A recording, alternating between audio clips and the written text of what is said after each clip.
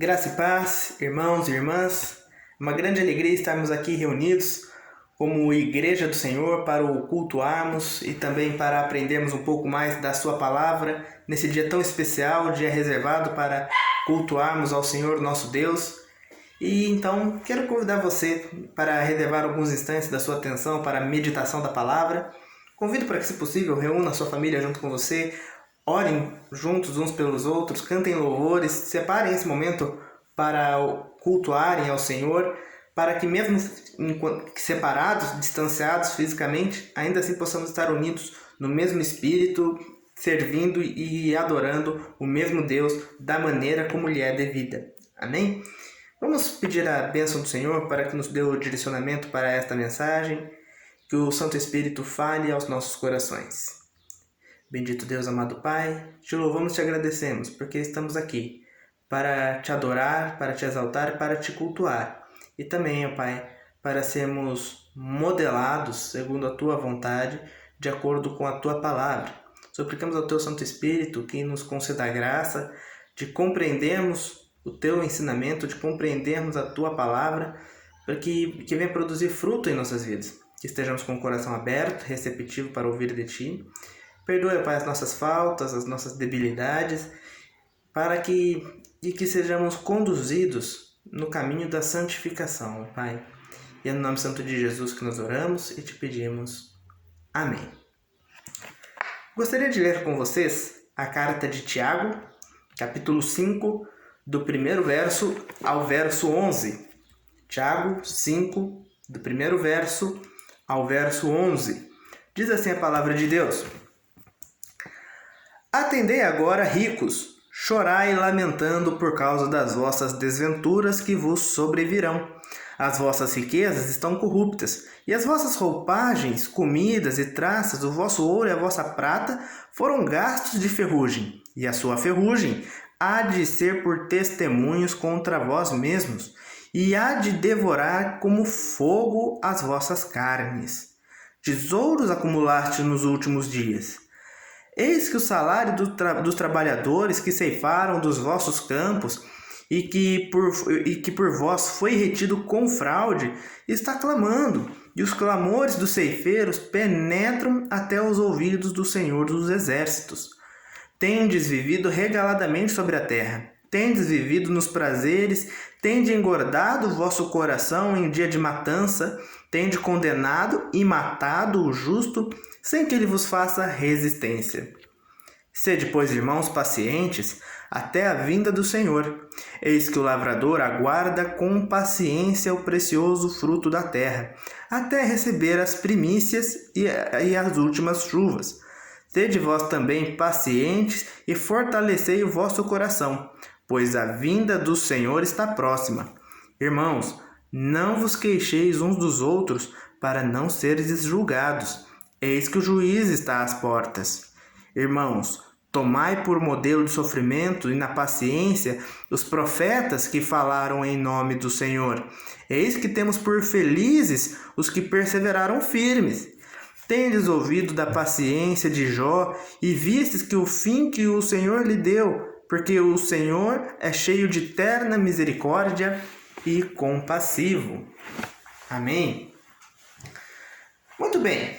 Se nós analisarmos o sentido geral dessas duas sessões, né, que nós vemos aqui, primeiro uma advertência para os ricos e depois agora uma exortação à paciência, nós vemos que existe um elo entre as duas, que é o quê? A vinda de Cristo. Ou seja, até mesmo por uma igreja perseguida, passando por problemas e principalmente por uma marginalização social, podemos colocar nesses termos, Tiago se preocupa também de já dar o alerta para um dos grandes tópicos que envolvem a fé cristã, que é a esperança da segunda volta de Cristo. Este é o evento que permeia o coração de todo discípulo de Cristo. Nós almejamos ser igual ao Mestre, nós almejamos uma vida justa e piedosa segundo os seus mandamentos, mas nós também temos a plena convicção de que da mesma maneira como Cristo veio ao mundo, se encarnou, se fez homem, passou por todas as dores e aflições para nos ensinar o caminho da verdade, da mesma maneira como ele voltou para o céu, ele vai voltar para resgatar o seu povo. Essa é uma grande esperança do cristianismo, que Cristo ressuscitou, está junto ao Pai e vai voltar. Porém, esse tópico da volta de Cristo, para muitas pessoas pode ser um sinônimo de embaraço, ou pode ser um tópico um pouco complicado, porque o tempo desde da ascensão de Cristo, né, do momento que ele voltou aos céus e até o seu retorno, pode gerar um certo desconforto e até mesmo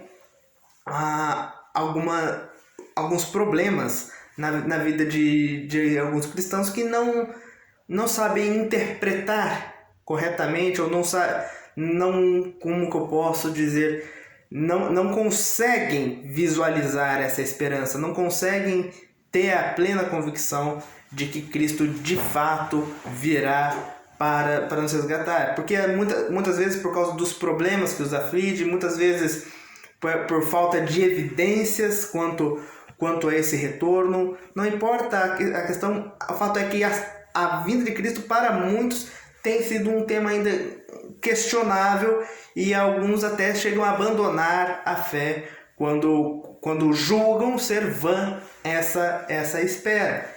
E é claro que Tiago está lidando com uma igreja que, como qualquer outra, possuía problemas, possuía debilidades que precisavam ser corretamente aparadas, problemas que precisavam ser tratados de maneira devida, corações que precisavam ser exortados, né? Então, por isso que Tiago se preocupa em fazer algumas pontuações concernente a isso, concernente à maneira, ao que esperar do julgamento. Embora ele divide o discurso aqui para dois públicos diferentes, né? Primeiro para os ricos e depois para a igreja em geral, a gente pode notar pontos valiosos que podem nos fortalecer também quanto à esperança e à certeza da vinda de Cristo. Então, hoje nós vamos, à luz dessa exortação de Tiago, como aprender a esperar. Alguns pontos que são importantes para aprendermos a esperar a volta de Cristo. A primeira coisa que nós precisamos saber acerca da volta de Cristo é o seguinte: é que a maldade humana não impede os planos de Deus. A maldade humana não impede os planos de Deus. Ou seja, nós esperamos o retorno triunfal do nosso Senhor, onde ele virá de uma vez por todas para estabelecer o seu reino, para firmar o seu reino e governar sobre o seu povo, né? E muitas vezes o tamanho da corrupção humana nos alarda de tal maneira que quase não conseguimos visualizar um mundo onde não haja corrupção. E isso acaba minando a esperança. Mas Tiago ele se dirige para os ricos, detalhe, não ricos de um modo geral, não ricos no sentido de que condenando a riqueza por si, mas ele vai agora denunciar e já claramente pronunciar a sentença celestial sobre aquilo que virá a acontecer com os ricos opressores, com aqueles que usaram do seu status, usaram da sua posição, da sua condição de vida como ferramenta para afligir os outros. Então vejam como as palavras de Tiago são pesadas. Atendei agora, ricos, chorai, lamentando por causa das vossas desventuras que vos sobrevirão. Ou seja, já começou aí. Ricos, vocês vão passar por apuros, vocês vão sofrer. Lembrando que não é ricos em geral, mas os ricos que tantas vezes já foi falado anteriormente, eram causa, né, de problemas de divisão, sabe, entre os irmãos. Eram aqueles que eram tratados com deferência quando frequentavam as sinagogas, eram aqueles que levavam os mais pobres a julgamentos, eram aqueles que botavam fé demais nas suas riquezas, nos seus negócios, no seu planejamento, tanto que encerra-se o capítulo 4, né, Tiago, já dando uma boa exortação contra o coração altivo, o coração arrogante. Então talvez ali que ele já fez a ligação para trazer essa administração, esse alerta para os ricos que vivessem dessa forma. As vossas riquezas estão corruptas e a vossa prata... As vossas riquezas estão corruptas e as vossas roupagens comidas de traças. O vosso ouro e a vossa prata foram gastos de ferrugem, e a sua ferrugem há de ser testemunho contra vós mesmos. Ou seja, toda a riqueza que você tem, ela está corrompida. Toda a riqueza que você adquiriu, ela é má, porque você adquiriu ela de modo mal. E isso, o fato de você ter adquirido ela de modo mal e ter feito mau uso desse recurso é então um depoimento contra você. É o que está apontando, trazendo sobre você a ira e o juízo de Deus que certamente virá sobre você.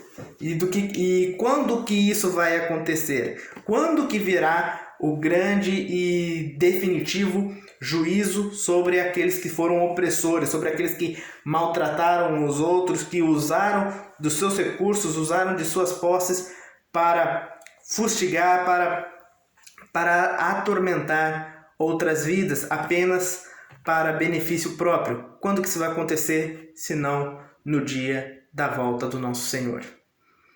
E isso, quando lendo essa parte, rapidamente me recordo do Salmo de Asaf, o Salmo de número 73, onde o salmista, numa introspecção em que ele registra, ele fala que ele quase chegou a perder a fé quando ele parou para observar a vida dos ímpios, ou seja, a vida daqueles que não possuíam o temor do Senhor, porque parece uma vida regalada, feliz, e mesmo atropelando a lei, passando por cima das regras e sempre vivendo apenas para se engordar e se satisfazer nos seus desejos mais escusos, parece que sempre, ainda assim, eles alcançavam sucesso em tudo.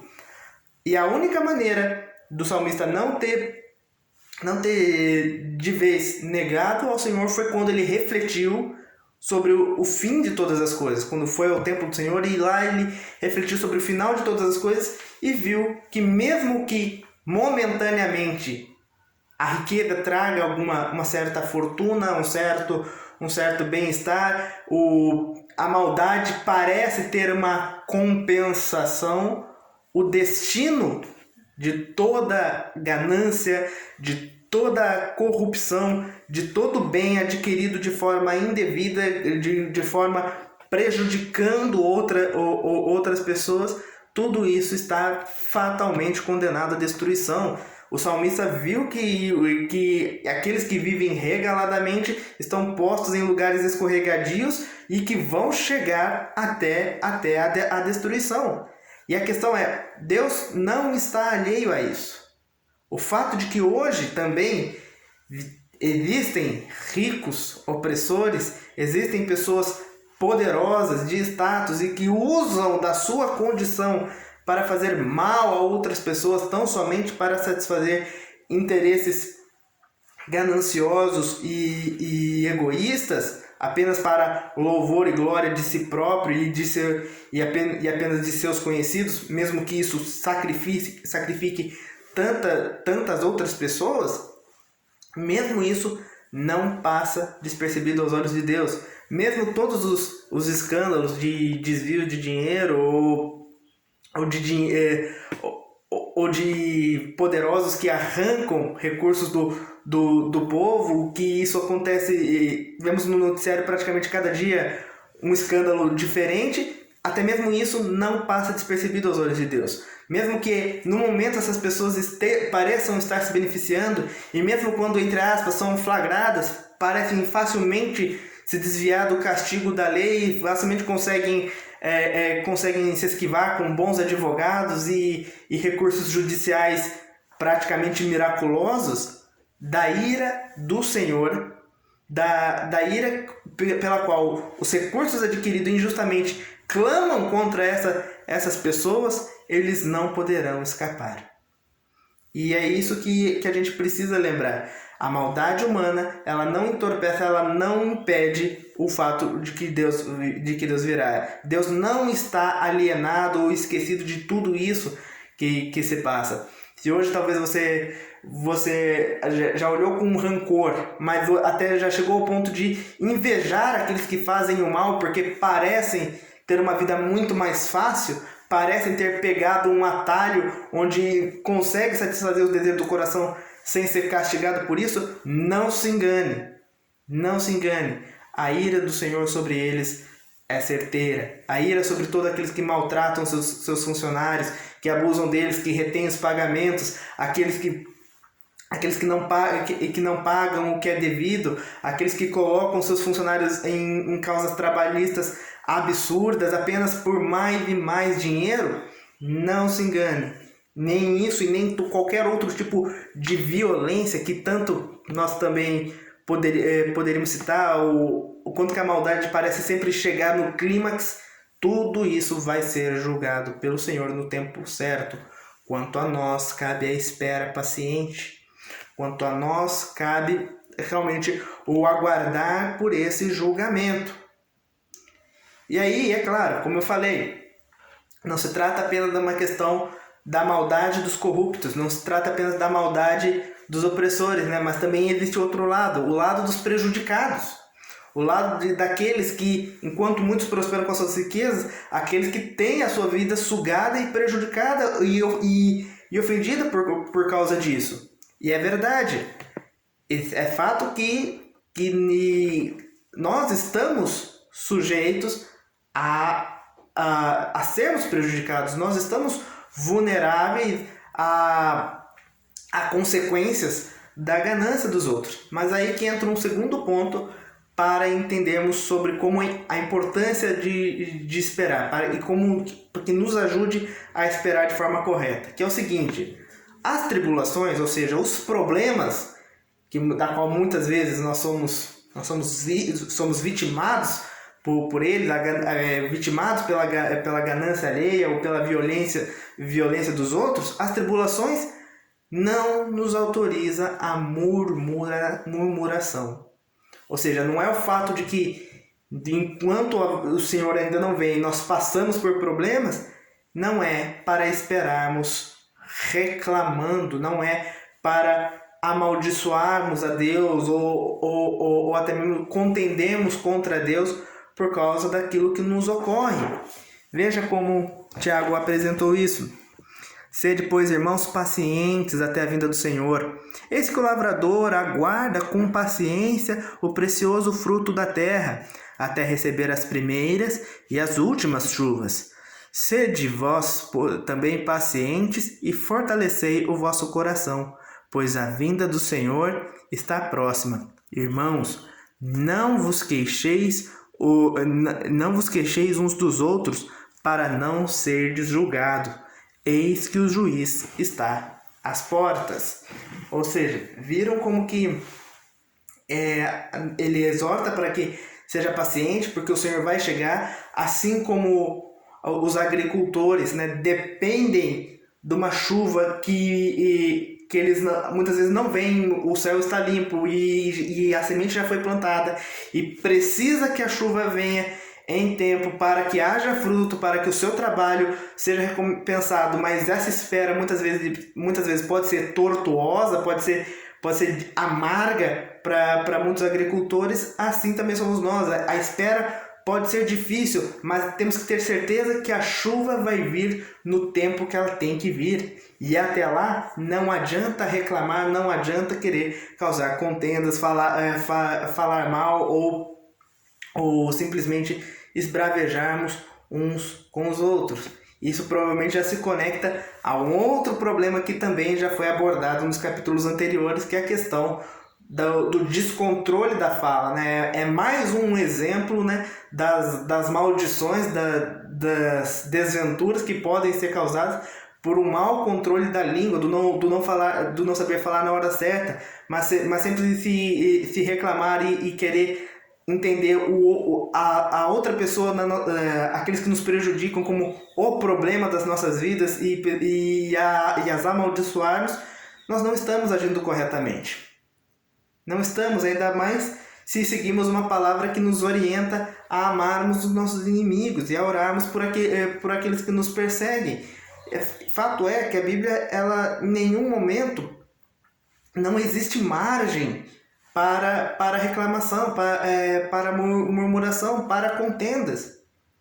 E é isso que muitas vezes nos desanima. Quantas vezes nós nos sentimos bem depois que nós reclamamos?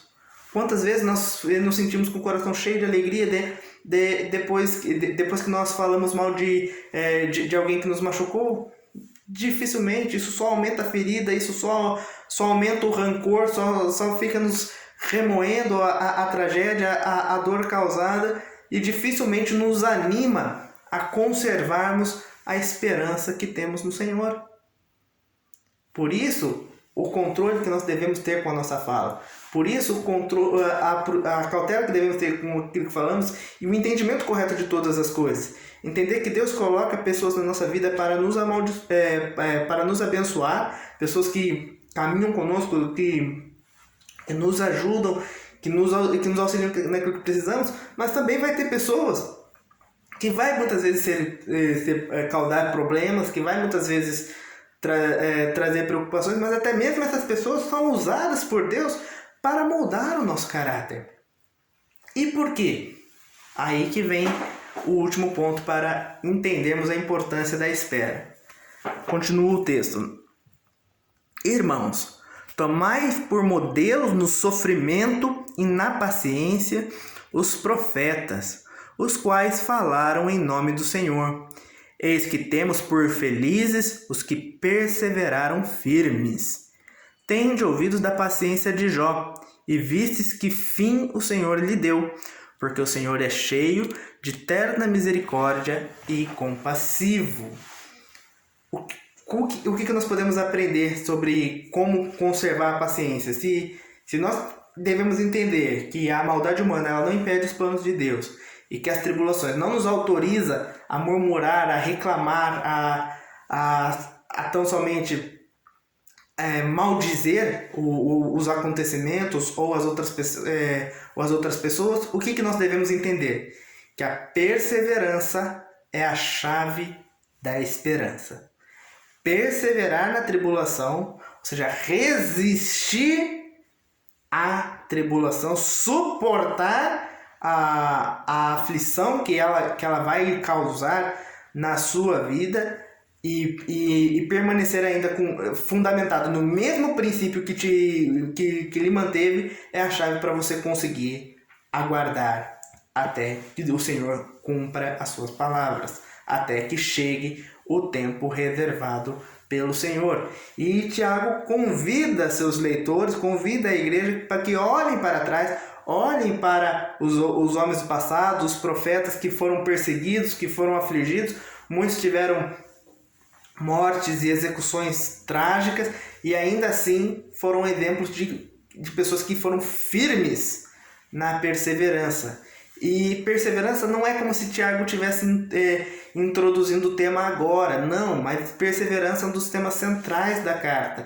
Tiago queria que eles entendessem que todas aquelas dificuldades, todo aquele momento que eles estavam vivendo era uma oportunidade de Deus para produzir nos corações cristãos a perseverança, que é o quê? Um sinal da aprovação divina. Isso está no primeiro capítulo, para que eles vissem que o fato de estarem passando por dificuldades era um selo de que eles foram aprovados por Deus e que agora estavam aptos para aguardar o retorno triunfal de Cristo. Porque é verdade que Deus, na sua infinita bondade, persevera e sustenta com seu Espírito de graça os seus filhos amados. Não os deixa que se desviem finalmente, mas sempre os traz de volta aos bons caminhos. E porque nós sabemos que no dia do juízo todos os santos vão estar aguardando por isso. Todos os santos vão estar prontos para receber, para entrar no reino dos céus.